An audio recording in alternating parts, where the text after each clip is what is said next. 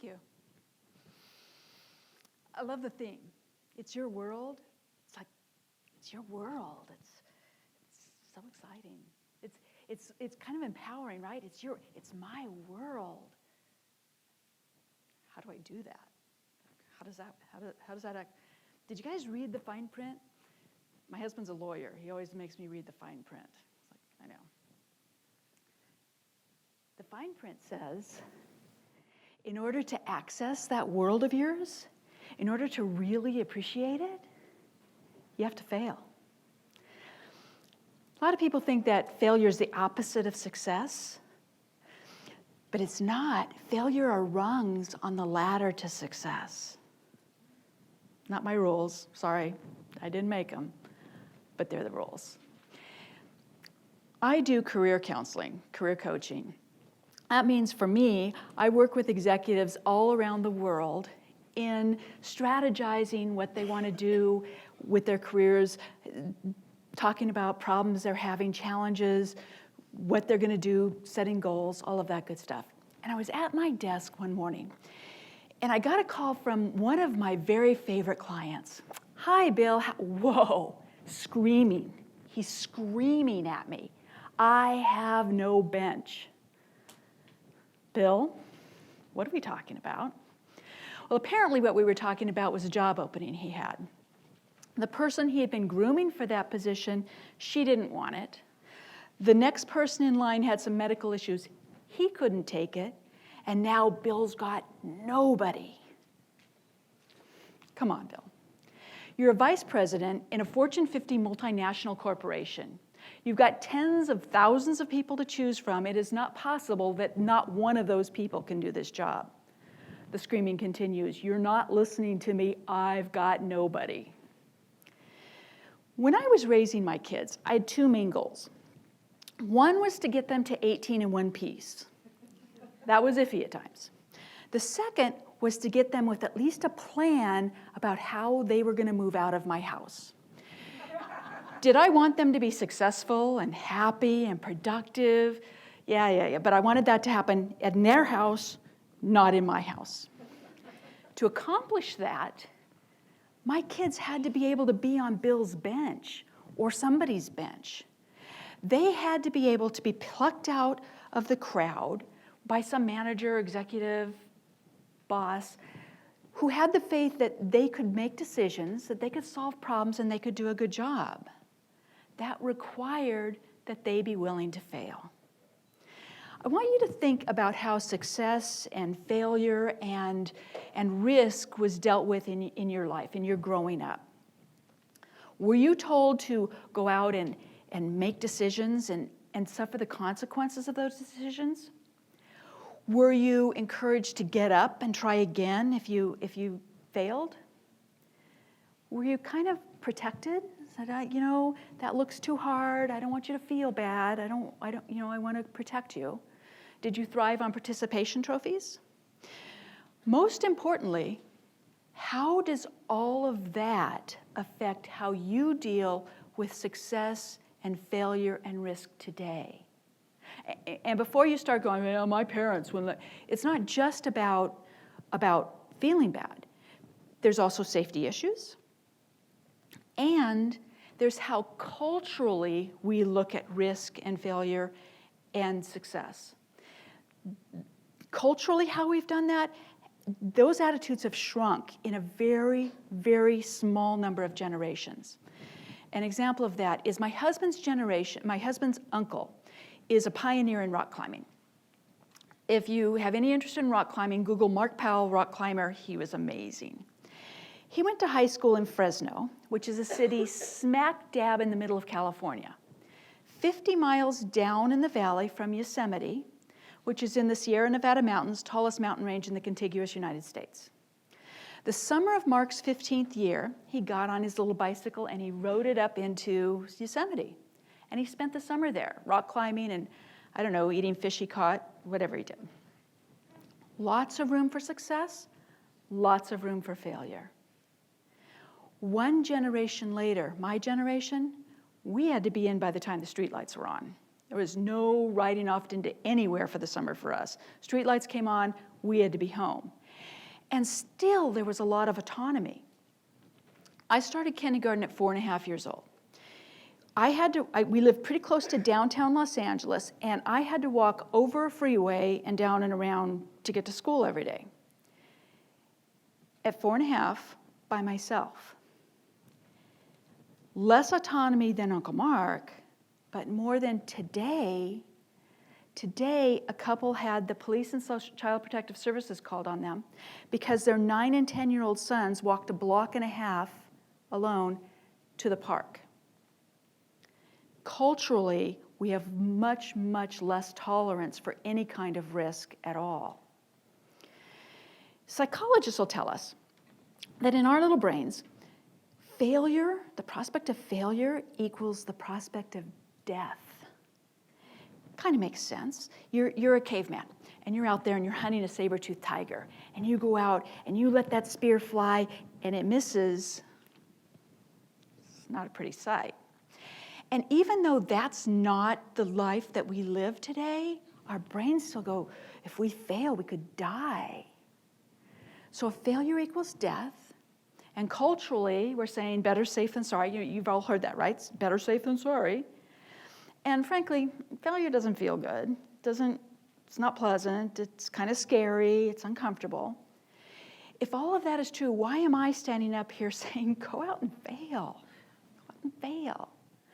Well, the first casualty of not being willing to fail is innovation and creativity. And I'm not even talking about Steve Jobs' kind of creativity, although he was a master at being willing to fail. I'm talking about a new and different world that offers us different kinds of challenges every single day. And if we're not approaching those with creative, innovative solutions that may work, may not work, if we're not doing that, we're failing by default. The second thing is personal development. If you're not pushing that edge of what you can do, someplace that might not work out, if you're not pushing that, then you're not growing. My daughter my oldest, came home from first grade. She was a bit of an overachiever. And she comes home with a paper, shoves it in my face. I missed 2. I said, Evelyn, that's awesome. Not awesome. She says, it's not awesome. I go, yeah. I was going to go complain. If you're never missing any, if you're never getting any wrong, it's too easy. They're not pushing you. They're not challenging you. I don't want it to be too easy. I want you to struggle a little bit. I want you to work at getting better. My first talk up in front of people. It was a disaster. It was such a horrible failure. I was 13. It was in front of my whole junior high. Did I die? I wanted to. My parents wouldn't let me drop out of school. They made me go back the next day. You know what happened to me? Nobody cared. I mean, a couple of my friends went, but really, nobody cared. And I went, wow, look at that. I could go over all the things I did wrong. Well, I'd spent the whole night before going over all the things I did wrong. What I did right, what I could change, what I could do better next time. Next time. And one day I could do a TEDx talk, right? Next time. In a weird kind of counterintuitive way, failure creates a little bit of self-confidence. Okay, picture, I'm playing basketball. I'm in the NBA finals. I'm not as good as Dre, but I'm in the NBA finals, right? And I'm out there on the floor.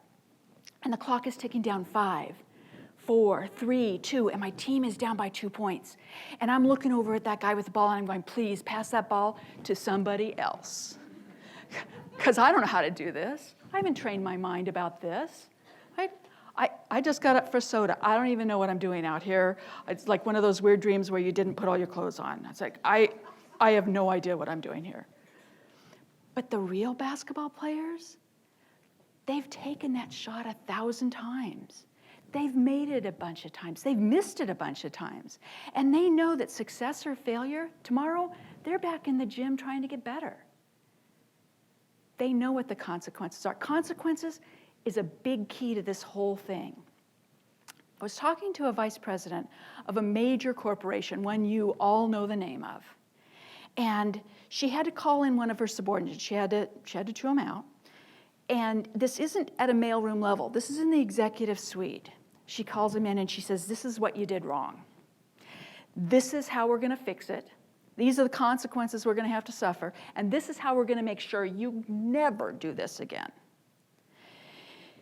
It was not a career-ending mistake, but it was a serious conversation. The next day, his mom called to discuss it with her.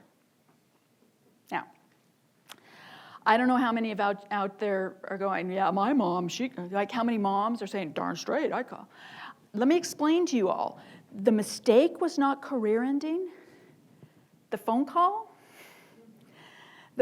put his name on the list in permanent marker of this guy will never go anywhere in this company because they don't believe he can deal with consequences, because they don't have the faith that he can make decisions, that he can solve problems without having to hold his mommy's hand. So how do we do this? How do we train our brains? How do we train them that goes, you know, I'm not going to die. This isn't terminal. Unfortunately, Facebook memes don't work. It would be nice if they do. You've all seen them, right? Abraham Lincoln lost 8 elections and failed in 2 businesses before he was elected president. Babe Ruth was a strikeout king in baseball on his way to breaking the home run record. And our brains love that. Because that's so motivating. That feels so good. They failed. They tried again. They succeeded. Look at how awesome they are. But if I fail, I'm going to die. It's about teaching them. It's about teaching your brain how to do it. How do you start? Goals. You set your goal out further than what you think you're capable of. That space in the middle, that's the magic space. That's where all the successes, all the failures, all the growth, that's where that happens. You set your goal out further, and then you get better. And you set your goal out further, and then you get better. If my goal is to get up, brush my teeth, and make a pot of tea, I'm not getting better. I'm not doing anything. It's living in that magic space. It's taking the to-dos of that goal. How do I reach that goal? These are the steps. And it's taking the scary one. Do the scary one first. Do the scary thing.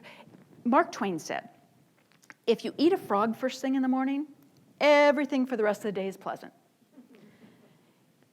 Do the scary thing, and either you have to spend the rest of the day cleaning it up, or you get to do the easy stuff. Either way, you're getting better. I learned to do this when I was launching a membership website. I had lessons, and I had videos, and I had resources, and my business coach came to me and she said, when are you going to push go? When are you going to launch it? I said, well, it's not good enough yet. I need more lessons and more videos. And she came back and she said, well, okay, so now when are you going to launch it? I go, it's not going to stop. Stop. When is it going to be good enough?